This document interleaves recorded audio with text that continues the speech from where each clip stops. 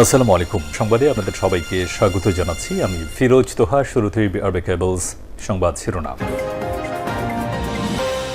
বাংলাদেশের সর্বশেষ গুরুত্বপূর্ণ আপডেট সংবাদে আপনাকে স্বাগত। শুরুতেই সংবাদ শিরোনাম, পরে বিস্তারিত।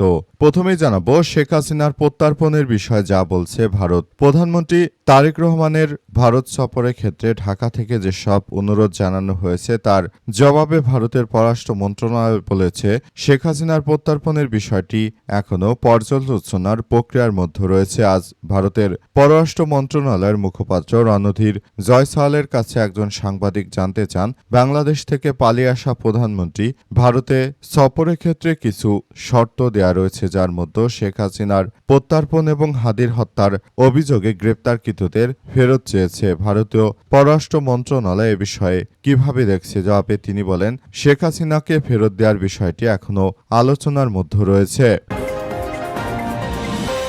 এরপর জানাবো সাবেক শিক্ষামন্ত্রী দীপু মনির স্বামী মারা গেছে। কার্যক্রম নিষিদ্ধ আওয়ামী লীগের নেত্রী সাবেক শিক্ষামন্ত্রী দীপু মনির স্বামী তৌফিক নিয়াজ মারা গেছেন আজ রাতে ঢাকার কন্টিনেন্টাল হাসপাতাল বা সাবেক ইউনাইটেড হাসপাতালে তার মৃত্যু হয়। ইন্না লিল্লাহি ওয়া ইন্না ইলাইহি রাজিউন। এদিকে এনসিপির মনোনয়ন না পেয়ে বিএনপিতে যোগ দিলেন মুকুল। ঢাকা ২০ ধামরাই আসনে জাতীয় নাগরিক পার্টি এনসিপি থেকে এমপি হওয়ার স্বপ্ন নিয়ে দৌড়ঝাঁপ শুরু করেছিলেন আসাদুল ইসলাম মুকুল। ধামরাই থেকে দলীয় মনোনয়ন না পেয়ে শেষ পর্যন্ত অন্য আসন সাভারে গিয়ে বিএনপিতে যোগ দেয়। তার রাজনৈতিক অবস্থান নিয়ে প্রশ্ন উঠেছে। রাতে নিজেই তার ভেরিফাইড ফেসবুক পোস্টে এনসিপির সাবেক এই নেতা বিএনপিতে যোগদানের বিষয়টি নিশ্চিত করেন। অথচ কিছুদিন আগেও এনসিপির হয়ে ধামরাই এমপি প্রার্থী হওয়ার প্রত্যাশা নিয়ে মাঠে সক্রিয় ছিলেন তিনি এবং দলীয় মনোনয়ন ফর্ম সংগ্রহ করেছিলেন বলে জানা গেছে। এবারে জানাবো ৬,৫০০ ভুয়া মুক্তিযোদ্ধার গেজেট বাতিলের সুপারিশ জামুকার। বৈঠকে আমন্ত্রণ জানানো হয়নি গাজী নজরুল ইসলামকে। জাতীয় মুক্তিযোদ্ধা কাউন্সিল বা জামুকা ২০১০ সাল থেকে এখন পর্যন্ত ৬,৪৬৫ জন মুক্তিযোদ্ধার গেজেট বাতিল করার সুপারিশ করেছে। জানা গেছে তারা মুক্তিযোদ্ধার সময় আসলে মাঠে না থেকেই তারা সুবিধা ভোগ করতে চেয়েছিল বিদায় তাদেরকে আসলে বাতিল করার কথা বলা হচ্ছে। এবং সর্বশেষ জানাবো কলকাতার নিউ মার্কেট হোটেলে ভয়াবহ অগ্নিকাণ্ডে ৯ বাংলাদেশি নিহত। নিহতদের মধ্যে ৬ জন পুরুষ, ২ জন নারী, একটি শিশু রয়েছে।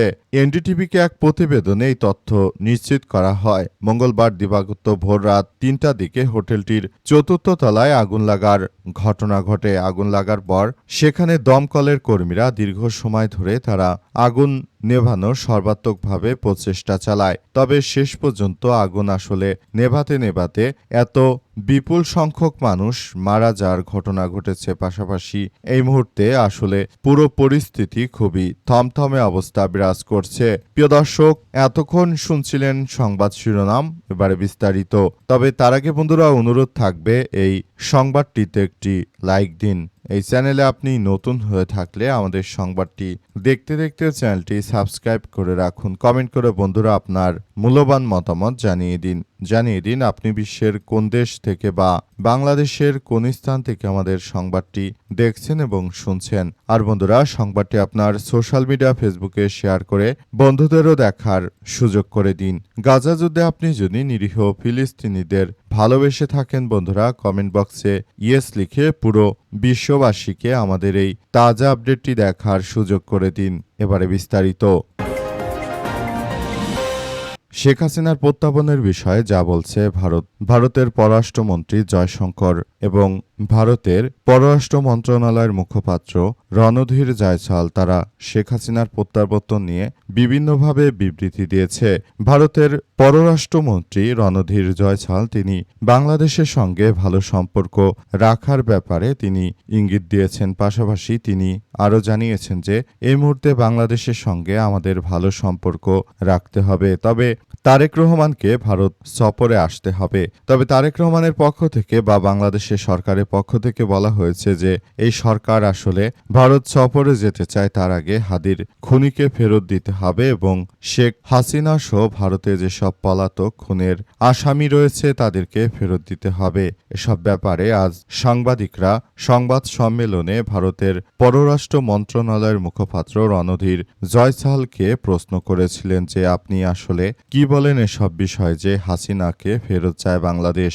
ভারত আদতে বাংলাদেশের কাছে হাসিনাকে ফেরত দেবে কিনা এই প্রশ্ন তুলেছিলেন সাংবাদিকরা। জবাবে রণধীর জয়সাল তিনি জানিয়েছেন যে শেখ হাসিনাকে বাংলাদেশে ফেরত দেওয়ার বিষয়টি হচ্ছে আলোচনাধীন, অর্থাৎ আলোচনার মাধ্যমে শেখ হাসিনাকে ফেরত দেওয়া হবে কি হবে না সেটি নির্ধারণ করা হবে। এই মুহূর্তে আসলে আমি সরাসরি বলতে পারছি না যে ফেরত দেওয়া হবে কি হবে না, শুধুমাত্র বলতে চাই আমাদের ঊর্ধ্বতন কর্তা ব্যক্তিরা তারা আলোচনা করছে এবং সেখান থেকে সিদ্ধান্ত গৃহীত হবে যে শেখ হাসিনাকে বাংলাদেশে ফেরত দেওয়া হবে কি হবে না। আসলে মোট কথা বলতে গেলে ভারত কখনোই শেখ হাসিনাকে ফেরত দেবে না, কারণ যদি শেখ হাসিনাকে ফেরত দেওয়া হয় তাহলে শেখ হাসিনার যে কার্যক্রম সেটি আর ভারত কিন্তু চালাতে দিত না। তারা শেখ হাসিনাকে এই সংবাদ সম্মেলন অবশ্যই করতে দিত না।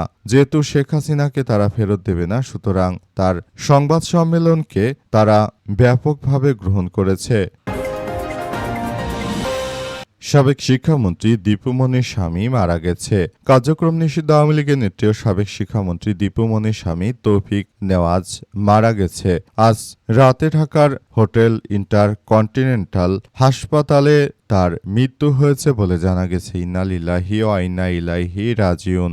দীপুমনির বড় ভাই জে আর অদূর টিপু খবরটি নিশ্চিত করেছেন। দীর্ঘদিন ধরে হাসপাতালে চিকিৎসাধীন ছিলেন তৌফিক নেওয়াজ। তার দাফন এবং জানাজার বিষয়টি আজ দুপুরের পর সিদ্ধান্ত হবে বলে জানিয়েছেন টিপু।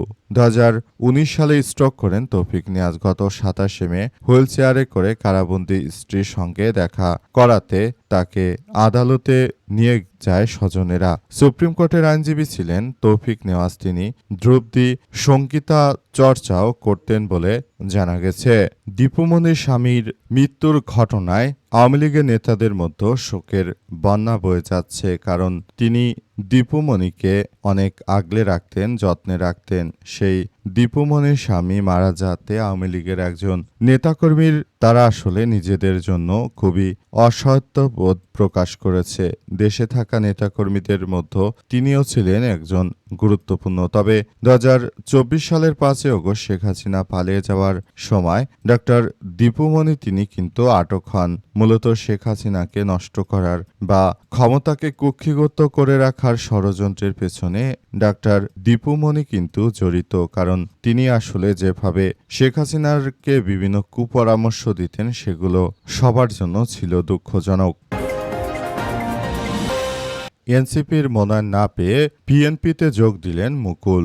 ঢাকা 20 ধামরাই আসনে জাতীয় নাগরিক পার্টি এনসিপি থেকে এমপি হওয়ার স্বপ্ন নিয়ে দৌড়ঝাঁপ করেছিলেন আসাদুল ইসলাম মুকুল। ধামরাই থেকে দলীয় মনোনয়ন না পেয়ে শেষ পর্যন্ত অন্য আসনে সাভারে গিয়ে বিএনপিতে যোগ দেয় তার রাজনৈতিক অবস্থান নিয়ে প্রশ্ন উঠেছে।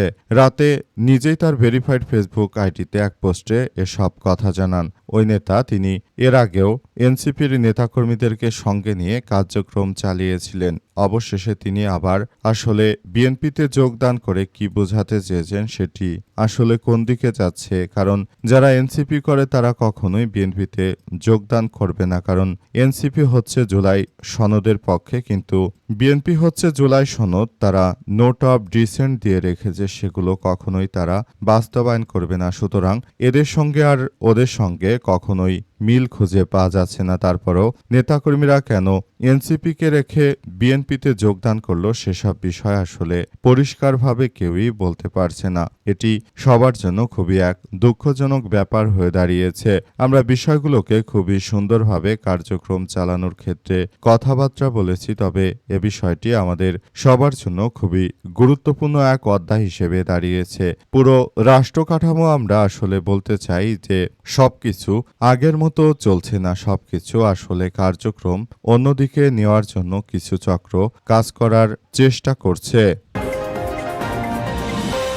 6,500 ভুয়া মুক্তিযোদ্ধার গেজেট বাতিলের সুপারিশ জামুকার। বৈঠকে আমন্ত্রণ জানানো হয়নি গাজী নজরুল ইসলামকে। জাতীয় মুক্তিযোদ্ধা কাউন্সিল জামুকা 2010 থেকে পর্যন্ত 6,465 জন মুক্তিযোদ্ধার সনদ বাতিল করার জন্য তারা আহ্বান জানিয়েছিল, কিন্তু শেষ পর্যন্ত আসলে বিষয়গুলো কোন দিকে যাচ্ছে সেটি আসলে দেখার মতো কেউ নেই। অবস্থা যদি চলতে থাকে তাহলে আবারও এক ভয়াবহ বিপর্যয়কর পরিস্থিতির সৃষ্টি হতে পারে। এটি আসলে এক ভয়াবহ বিপর্যয়কর পরিস্থিতির সৃষ্টি হতে পারে এবং এজন্য সবার মধ্যে আবারও নতুন করে উদ্বেগ দেখা দিতে পারে। অবস্থা যদি চলতে থাকে তাহলে দেশে কিন্তু আর ভালো অবস্থানে যাওয়ার কোনো ধরনের কোনো সমস্যা যে সৃষ্টি হয়েছে সেটি দেখার মতো কেউ নেই। অবস্থা যদি ভুয়া মুক্তিযোদ্ধারা এভাবে সরকারি টাকা আত্মসাৎ করে তাহলে আর কতদিন এভাবে চলবে বলে এমন প্রশ্ন তুলেছে বিভিন্ন পর্যায়ের নেতৃত্ববৃন্দরা।